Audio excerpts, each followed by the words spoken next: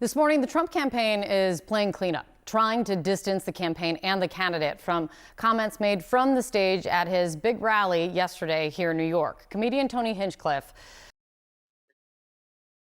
said something so vile that it's un it's just unbelievable. I can't believe he said a joke and joked about Puerto Ricans in New York City. That's crazy. I'm super shocked. Um, yeah, and it's the Trump campaign is trying to distance itself so badly from this you mean one campaign spokesperson came out after you all wanted to start doing what you do all the time? One campaign spokesperson came out and just made a simple comment. I'm not even sure that it was an apology.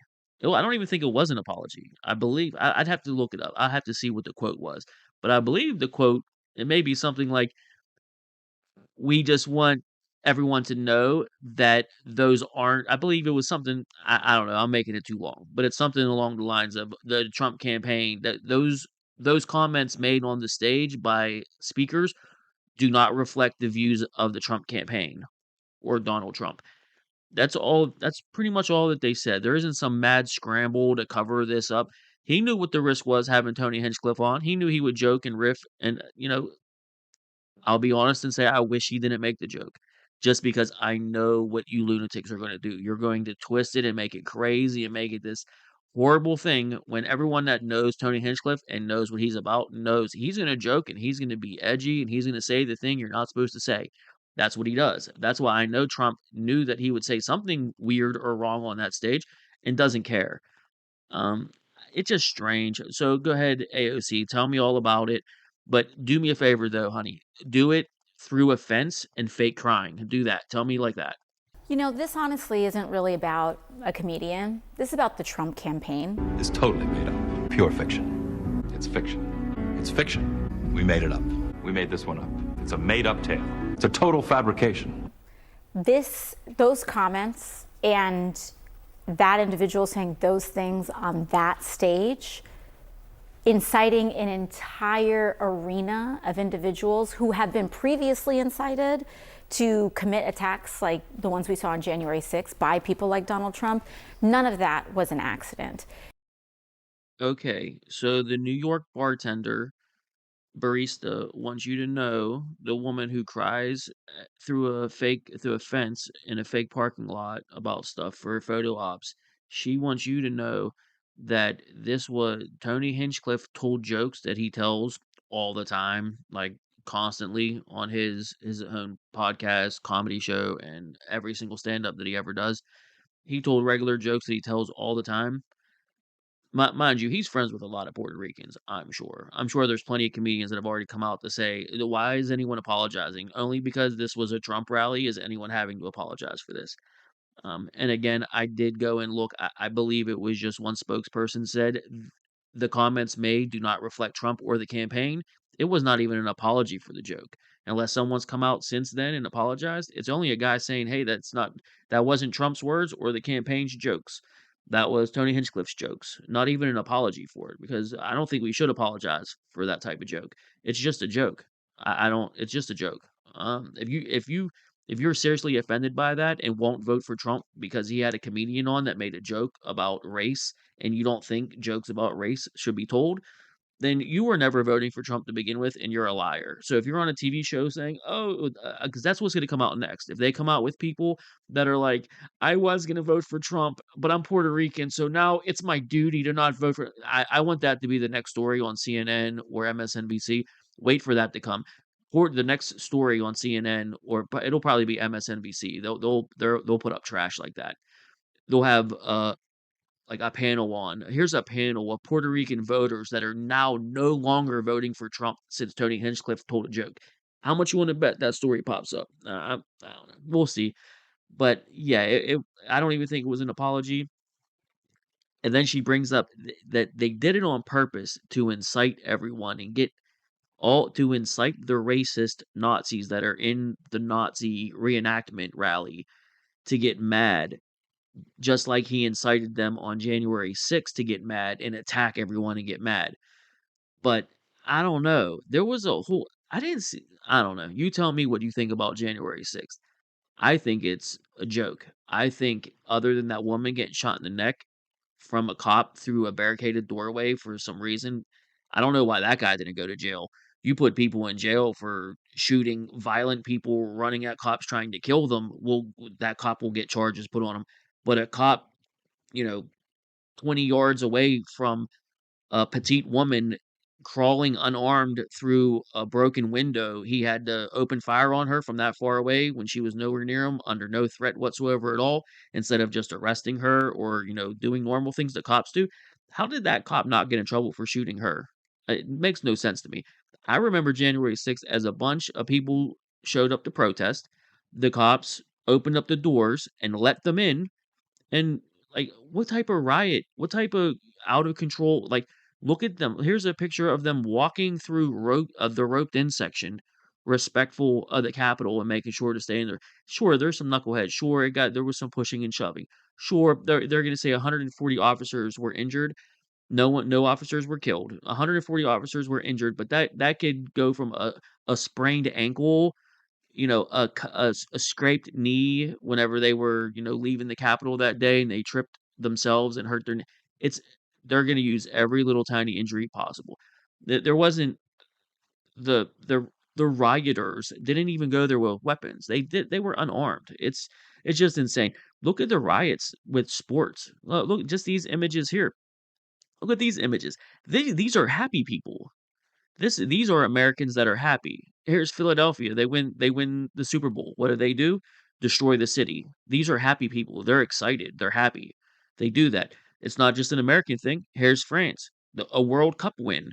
And what do? They destroy the city. They riot, they go crazy. These riots, here's San Francisco. They won the World Series. So it's not an East Coast, West Coast thing. It's not an American non-American thing. It's People do this. When they get excited, there's protesting. Whenever there's a large group of people, shit can pop off. And shit popped off that day. And no one tried overthrowing the government or they would have brought weapons. No one went there to hurt anyone or they would have brought weapons. It was a protest that got out of control and they didn't have the correct security nor the correct anything in place to handle that, which was all on Nancy Pelosi. Donald Trump even requested it. So I don't even want to. What is she talking about? Someone tell me what AOC is talking about, please. Tell me. Tell me what she means. These campaign events are put together. They are vetted. That language was vetted by the Trump campaign. That person was approved by the Trump campaign because he is speaking on behalf of the Trump campaign. It's false. It never happened. It's a fake. No, AOC. That's the thing about Trump's campaigns and campaign rallies. And that's the thing. You're getting confused with the campaign rallies for the Democrats. They don't curate and like craft like the perfect like they don't vet the way the Democrats do. You're thinking about your side, how you have to make sure that they only say exactly what they're allowed to say. They got to get all their words pre-authorized by the DNC so they're allowed to say it. That's not how it works on the right. I'm willing to bet they asked, "Hey, you're not going to do anything crazy, right?" Tony said no, and they said, "Okay, cool." I'm willing to bet this was these are not the words of the campaign. They're the words of the speakers. That's the difference from the left and the right now. The left is so corporate, it's so full of the elite that whenever you have events, whenever you have Little John come and do his little thing, you guys go crazy vetting, looking at all their tweets, making sure they never said anything negative about Democrats, make sure they never did anything bad against you guys or you will never have them on because you can't trust them. Then you'll go crazy making sure they only say certain things. You got, oh, well, you know how you said you were going to say this? Well, we kind of want you to say this. Do you think you could say this? That's what your side does. The right doesn't do that. They just say whatever's on their mind. So Tony went up there and said some jokes, and those are the kind of jokes Tony says. That's just how he is. But yeah, this whole I guarantee they were vetted. They were vetted, and they told those racist jokes to Trump, and he laughed and slapped his leg and said, "Yeah, those are the jokes I want. To make fun of the Puerto Ricans, make fun of the brown people." That's what you think happened. That's not what happened. Tony didn't run that by anybody. He just went up there and said whatever he wanted, and then the campaign didn't even apologize. They just said, "Yeah, that's not what we think," but that's up to him. He was a comedian that we had just tell some jokes. Our side isn't like your side. Your side can't even fill up a diner with Kamala supporters that you can trust. So you have to bust them with you to go to Permane Brothers. You can't go to a Permane Brothers and just walk in and get support. You have to go in, talk to the manager, get all the patrons and Trump supporters kicked out of Permane Brothers, and then your charter buses that go with you everywhere. Unveil your supporters from your own bus that travel with you of all vetted people that you pay, I'm sure very well, to go with you everywhere and wear your merch and go into the plane. Go, oh, I'm just eating at Permanis. I'm just a regular Permanis customer. No, you got off a charter bus traveling with Kamala Harris in her campaign. That's what you guys do. That's weird. Trump doesn't do that stuff. It's just regular people support him. They don't have to bring charter buses of people everywhere they go. Could you imagine that job? Who has that job? Where you're just a middle-aged person that just rides on charter buses all around the country with the Kamala Harris campaign, going to all of her events, pretending to support her. Like, my God, imagine living that life. You have to be retired and just, could you please stop sneezing? Like, he will not stop sneezing while I'm talking. It's unbelievable. Yeah, it looks like Daily Mail even did a story about it when Kamala's team kicked everyone out of Hermione Brothers to put in their bust-in supporters, so she doesn't get heckled at all because she can't handle anything. She can't handle nothing. She can handle nothing, but she wants to run the country and run the world. Okay. Okay. And I think it's really important that people understand that when we see everything that's happening, what is being transmitted and said about Latinos in the United States is exactly what the Trump campaign means. He believes that Latinos, as we've seen, are an unimportant, unvalued, and unnecessary part of the United States of America. And when Stephen Miller comes on and talks about America for Americans, he's not even talking about US citizens as Americans, because Stephen Miller kind of flirts with this idea of taking away US citizenship from people depending on his own personal opinions about what being an American means. And so the Trump campaign is very clearly transmitting who they believe is an American and who they don't, not based on citizenship, but based on ethnicity and based on their opinion of Donald Trump. Fuck. I gotta be honest. What you're saying to me makes me want to fight you a little. Come on, no way! Look, this is just pearl clutching nonsense from the left, just like always. Tony was right when he came out to say that they don't have a sense of humor and that they'll do exactly what they're doing. Just pissing their pants, just moaning, whinging. It's just nonstop. It's just that this is just what they do. Um, they don't know what jokes are. They think this means that Donald Trump hates brown people, and they'll openly go on TV and say that. I mean, it's weird, it's strange that people even put them on TV. I don't really get it. I'm just gonna end it here. I can't listen to CNN's messed up audio anymore. I mean, that's a multi-billion-dollar company that putting out audio that's trash. I mean, my audio is bad, and I'm doing this for my living room. It's just like on the side. They're like a big multinational conglomerate that can't put out audio that's not crackling and breaking my eardrums. It just doesn't make any sense to me.